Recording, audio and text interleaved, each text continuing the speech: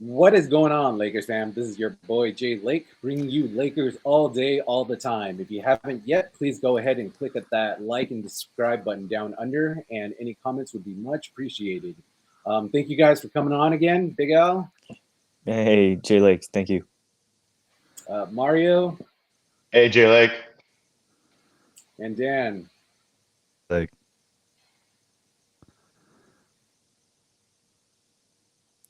So today we're just going to go over a bit of a game breakdown. We're going to go over, our stars and our role players, and we're going to preview the Nuggets a bit.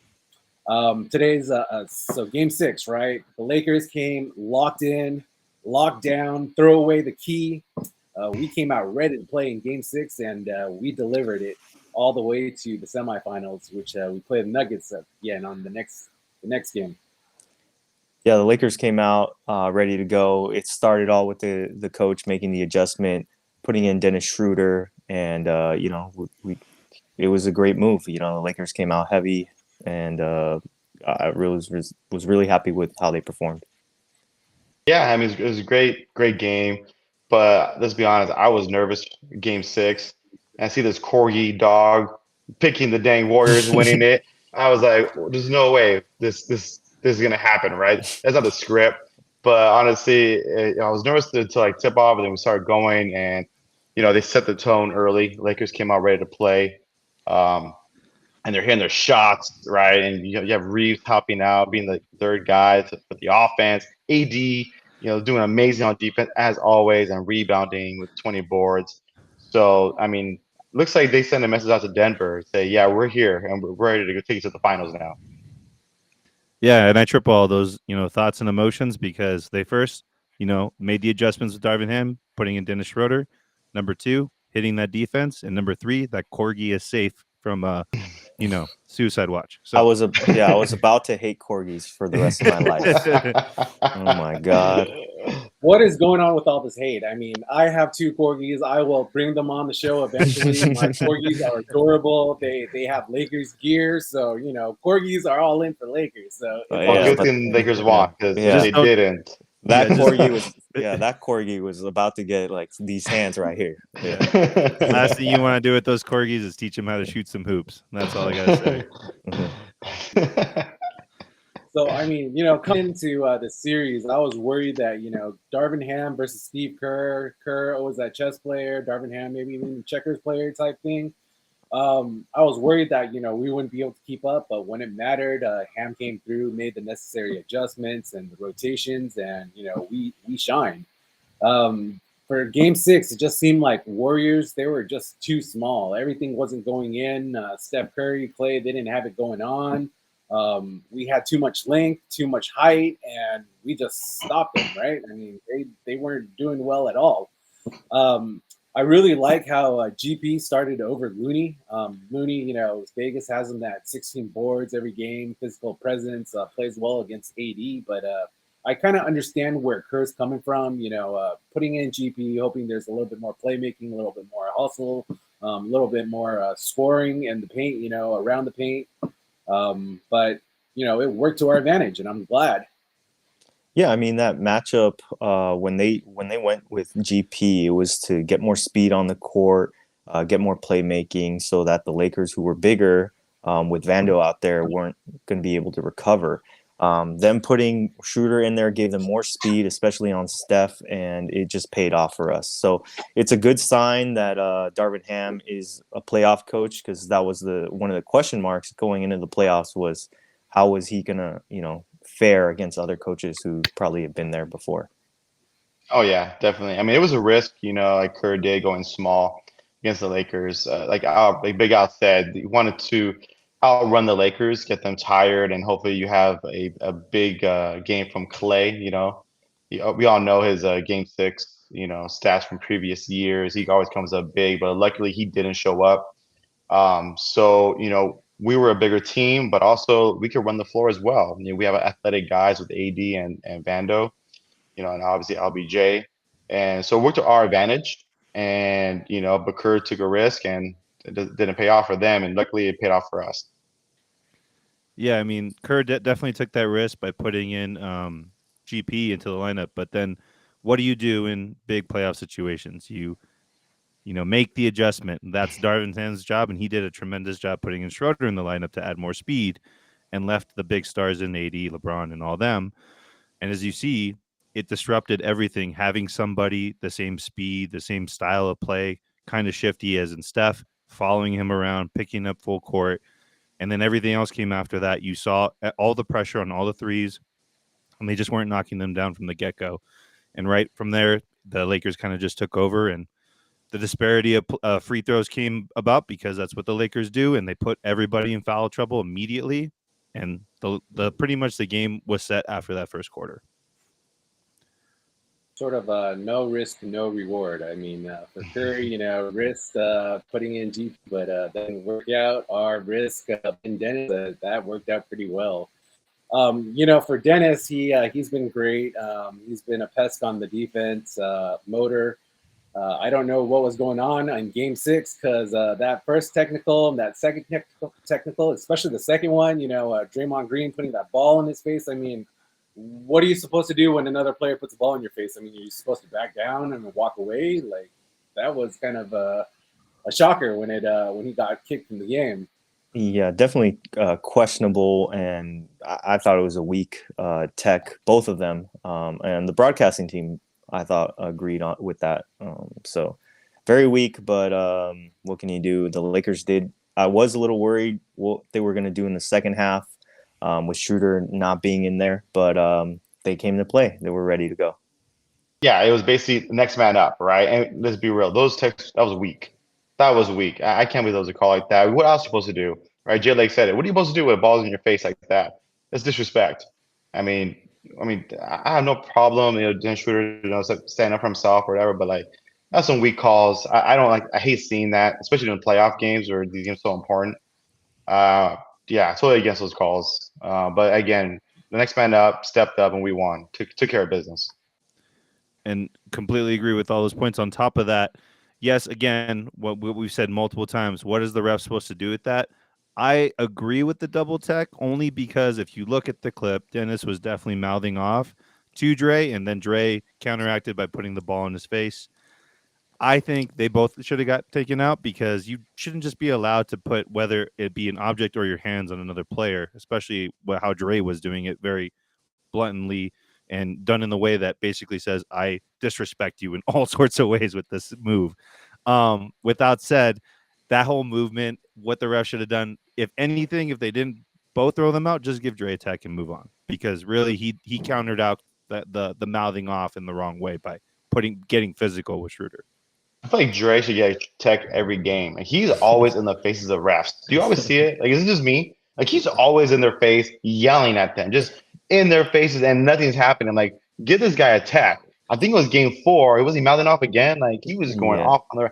It's like every game, this guy just does whatever he wants, and it's like the refs choose when to give text or not with this guy. He needs to get more text. It's getting out of hand, with Draymond. You go all the way back to that King series when he got ejected and then suspended the next game. And what did the Warriors say? He's their glue guy, so they're going to back him up no matter what. He's the tough guy in the room. He's the bouncer. He's the security guard for all the rest of the players. So it's what he does. That's who he is. True.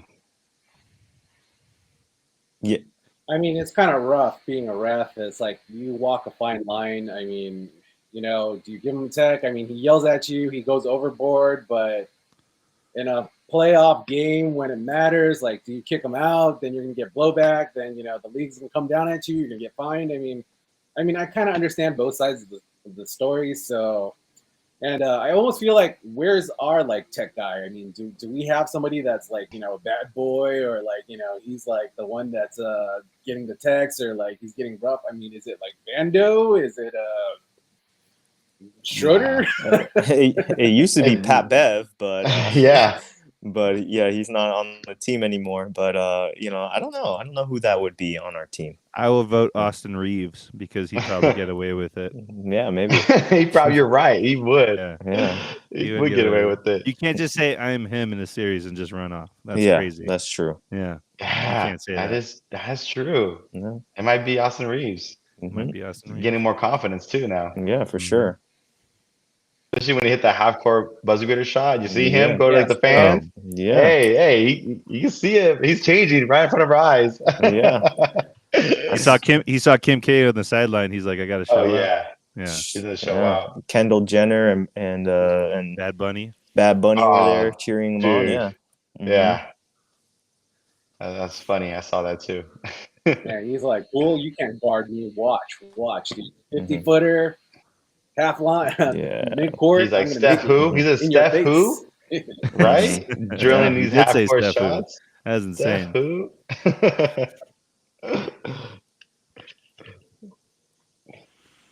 Yeah, so 80, he came out to play tonight. I don't know if that previous game that knocked to the head by Looney kind of woke him up, but he was all over the place on the defense. Um, you know, for 80, before when I said he has one game on, one game off, one game on, kind of odd number games that he plays, the past couple games, it seems like he seems a little bit more consistent, but it almost seems like he's kind of doing a first half on, second half off. And that's kind of bothering me a bit because, in the first half of this game, actually, even the first quarter, he had 9 points and 10 rebounds. He ended the game with 17 points and 20 rebounds. So I don't know kind of what's going on with 80 in that second half. Is he becoming more timid? I mean, when our role players and LBJ doesn't step up, that scoring load's going to be hard to fill if 80 does the same thing with the Denver series. Yeah, I mean, your stars can't disappear in playoff games, especially the further you go in. It's going to get more costly. And against Jokic, he's definitely gonna have to show up every night. But hopefully, they get him the ball and he wants the ball and he's playing hard. If he does that, we're in good shape, to advance. But he's gonna have to come with it every night. Yeah, I mean AD's in a tough spot, and what I mean by that, I mean I think he's going to show out on defense no matter what in every game with boards and blocks and having the impact. When people come to the paint, but also when he doesn't score. So when he doesn't score and we lose, we're going to blame him, right? Because he's supposed to have some offense in there. He should be able to put down 25, 30, 35 easy. But and then but let's say he doesn't score as much, but someone bails him out, like Austin Reeves, D'Angelo Russell, Lonnie Walker. Picking up his points they should be getting. He gets saved, but so defensively, it's a tough spot, right? So this next series against Denver, this is his biggest test. Like how I see it, this is his biggest test going against Joker, Aaron Gordon. You know, these two guys, they're gonna work AD. They're gonna test him defensively and offensively. I just hope that he's ready for it, and I think he will be. I have a feeling he's gonna show out. He's gonna impress us. I have that feeling next series. We always say like AD has those off games and then on games. I think, and then now we're now going in game where it's first half or second half he's on or off. I think if you look at the lineup because they went small ball, we have a bigger lineup, even just not with just AD. I'm talking about Austin Reeves, even Schroeder's a little bit taller than some of the players out there, like even as bigger than DiVincenzo. So you looked at our stats. Of course the Warriors are going to take a bunch of threes. They shot up 48 threes and hit only 13 for 27%. That's our defense because we were bigger, we were faster, we kept with them. But then our 3-pointers, we shot 26 and hit 13, 50%. 50%. So Yeah. we were hitting from like AD showed out on the defensive end. He had 2 steals, 2 blocks, 20 rebounds, 3 of them being offensive. Like those are things that he did that made him great for that end to just end the series. And I agree with Mario when it comes to the Denver series. Jokic is the real MVP, I think, in this sense. If we looked at that series with the Suns and the Timberwolves prior, he's been absolutely on fire, and he's going to continue to be because he's brought it every single game for both those series. So yes, Anthony Davis is going to have his hands full come next series. Yeah, so I mean, what kind of adjustments do you think we need? Because so in that game 6, when at one point we're up by 27-10, that's a huge lead. Once 80 goes out, Warriors going to run 12-2. Then it goes to 31-26. I mean, with Joker, even with some of their backup bigs, it's like I don't think Rui and LeBron James are going to be able to man the middle against the Denver Nuggets, right? So do you think there's going to be some spot up minutes for maybe Bamba or Thompson? I mean, how do you think we could handle that? Yeah, I mean, if you compare this to the 2020 run where the Lakers played Denver, a lot of those minutes against Jokic was manned by JaVale and Dwight Howard. Dwight They Howard. were matched up against him. And AD didn't have to play the center position. Now he's got to play the center position. He's going to have his hands full. So I do think we are going to see Tristan Thompson because I don't think that AD is going to want to bang with Jokic every night. So I think we are going to see a little bit of a lineup shift, but I think this first game it's going to be a feel game, and AD is going to play the center position, and we're going to see how it's going to progress for him. Yeah, I agree. I think the first game will keep with the same lineups and fill out Denver and how they do their rotations and how they play the Lakers. It's going to be a chess match game. Uh, but honestly, this series, I mean, it comes on to AD. It really does. I don't see it. I don't see it any other way. Denver is so deep, right? And they're number one seed for a reason, and they're here for a reason, right? Um, you know, I just think it's really AD has to be the MVP of this series for Lakers to have a chance to win. And because LBJ is going to come and bring it, he's going to do what he can. But this team falls or wins or loses by AD in this series. And yeah, I mean, when it comes to the Denver Nuggets series and going to Joker and how he plays his game, I look at the lineup that we have for the Lakers. You bring in Tristan just to take fouls, and I totally agree with that. I also think you probably bring in Gabriel to also defend a little bit. Outside of that, AD is really the only person you can put on Joker at any point during the game. When he's in, AD should be in. Now, at the same time, you need LeBron in for that backup because they run that free throw screen and roll where Joker grabs the ball and lets people run around him, and then he has them fade to the basket, and he gives them a spot on dime. You need that. You need that security blanket in either LeBron or somebody. Even Lonnie can be back there to make sure that he's guarding the rim. I think when it comes to that is the adjustments. This is going to be probably Darvin Ham's biggest test in reviewing those two series prior and seeing what he can do to stop that transition where they have that high pick and roll at the free throw line with Joker just holding the ball on the top of his head, and see where it goes from there. Yeah, you're right. If AD is able to guard Jokic, then the Lakers are gonna easily, or not easily, win this series. But they're gonna win this series because he is their best player. He's their best option at center, and if he's able to get away with it, then the rest of the Lakers will fall into their natural positions, and they'll be better for it. So And more, with Jokic taking, let's say if Jokic takes AD outside the paint, right? right? Takes that high pick and roll up top of the key, leaving the paint open. Who's back there? Is it going to be LeBron? Who's going to protect the paint? It has to be him playing free safety when he's not on the ball. So that's definitely it. I think when it comes to that series, for sure, it's when AD's out there, how long he can withstand, Joker's ability to get offensive rebounds. Because we go back to this series, he had to really handle Kevon Looney from getting 20 rebounds every single game. So we got to go back to that. Can he stop those second chance points? Because Denver gets a lot of them. If you look at their stat sheet, they get a ton. Yeah, and they're very athletic. Aaron Gordon, Michael Porter Jr. They're going to be slashing to the basket. In Jokic, either you're going to have to cover if you're AD, or somehow find a way to get back into the paint and block those shots or affect those shots. So it's going to be very interesting to see how this first game goes. Yeah, I think so too.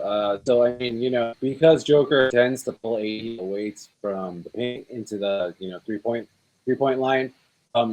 Like Dan said, somebody has to play that pre-safety, so it's going to have to be LBJ. It's going to have to be Vando, Rui at different times, and they're just going to have to give us a bit more paint protection whenever AD's pulled out there. So LBJ said, I'm going to pass the torch down to AD, but no matter what, LBJ has the most playoff experience. He has the most rings, and we're going to, ride with LBJ, and that's what it's all about. During Game 6, he had that Magic S pass, no look to Rui. That was pretty awesome. LBJ ended up with 30 points, 9 rebounds, and 9 assists. Only 1 rebound and 1 assist away from a triple double to close out that series. Yeah, LeBron was the player of the game in this, and for me at least, he was the player of the game. That I think he's right behind Michael Jordan now for most 30-point games in the closeout series. He's tied with Kobe and I think Steph. So LeBron, player of the game for me. He came with it, and you can tell at the end of Game 5 what that he was going to be ready for Game 6, and going back home. Protecting home court, he knew it was going to be Lakers in 6 for sure. Yeah, I mean, LBJ, what more can you say? The experience, 20 years, been there, done that, come back from incredible odds, but he knew how to take care of home court. He almost got a triple double. I mean, to us, that's like normal. That's normal LeBron James kind of stat line, right? 39-9. We've seen that so many times in his career. And you really see him being a leader. He's wiser out there. He's more efficient. Especially in a closeout game, he knew when to set the tone. He knew what he had to do on defense, get the boards, make the right pass. It's him. But again, this team will fall if AD doesn't perform.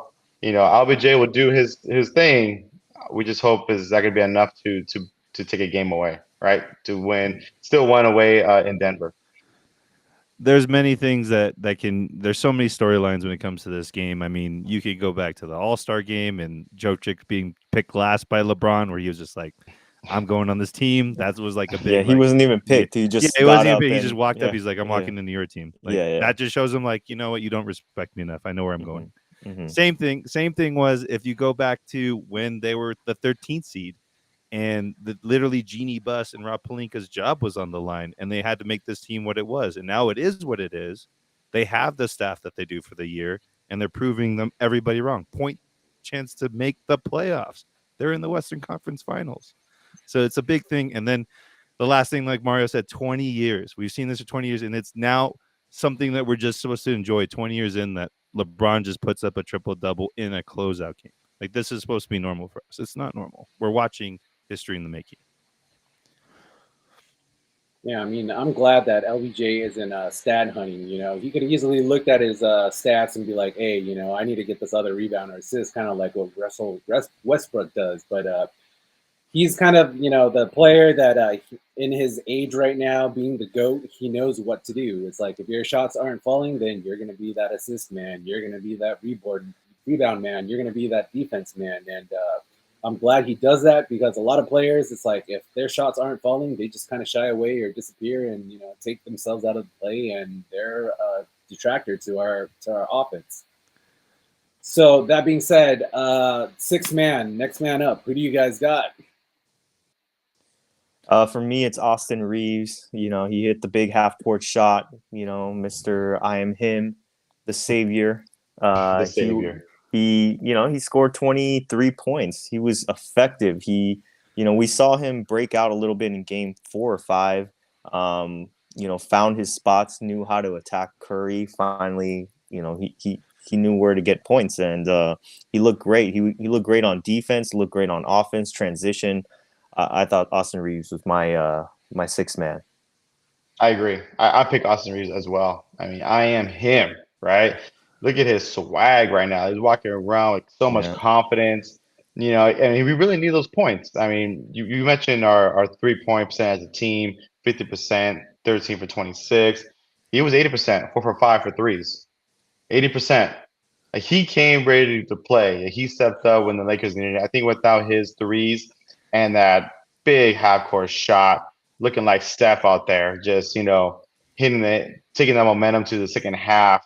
He was ready. The rest of the team was put on notice to, like, hey, we're going to win this game. We're shooting well. We're shooting. We're going to keep shooting like this, I guess. And again, you guys know me. I hate when Lakers shoot threes. I can't be mad this game. I can't be mad because they made 50%, and because they didn't give the Warriors a chance to come back. So, hey, Austin Reeves, 6 man. I give it to 2 of them. I give it first to Lonnie Walker. He did his job. He came in. He facilitated 13 points, 50% from the field, over 50% from 3. Like, he stepped up as well when he wasn't playing any of the games prior. He just came in and did his job. Again, Reeves Austin, with yeah. the with the 23 points and the 4 or 5 threes. I mean, this guy went off. What I really like at the best, if you watch the post game presser with Clay, he looked at the box score, and so a lot of people said he looked at Austin Reeves' numbers and said, "Damn."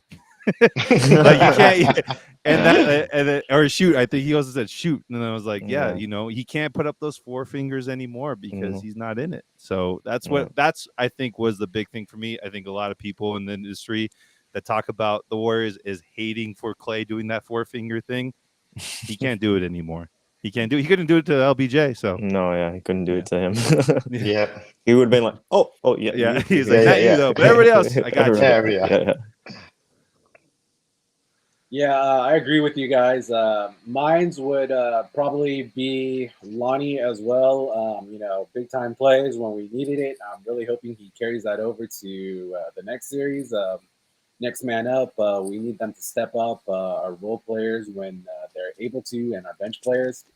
Also, I'm going to give it to Rui Hachimura. He had that big block in that second half. Ended up the night with 9 points and 3 rebounds, but. He's that bigger presence that we need also as backup for AD and LBJ when they're guarding the 3-point line. Joker, Murray, KCP, he's been hitting his stride lately. Lots of 3-pointers. He had a huge game against the Suns that last game. Ex-Laker, he's going to come out for blood when he plays us Lakers, right? What do you guys think is the key to stopping these guys?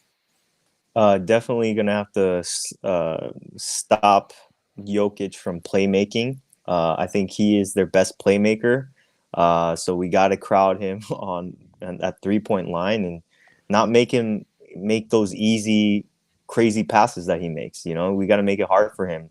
Not give him those easy passes like to make those highlight plays. Because if he's facilitating really well, the other guys get involved. I'd rather have him try to score in the paint than, making, great passes because that seems to give them more energy. Yeah, I totally agree with you. If you stop Jokic, then your chance of winning goes especially higher, right? Murray's going to go get his points, I think, no matter what, and I think Denver shoots pretty well too. They're not obviously like the Warriors, I think, shooting, but Michael Porter Jr. could shoot. Even Aaron Gordon could shoot a three. He doesn't do it often, but he does well. In KCP, we all know how he can score. He was a former Laker. But the key to this series is stopping what many people think is the real MVP, right, Dan? Jokic, and you stop him, you stop a big part of their offense, and you make them adjust and go to someone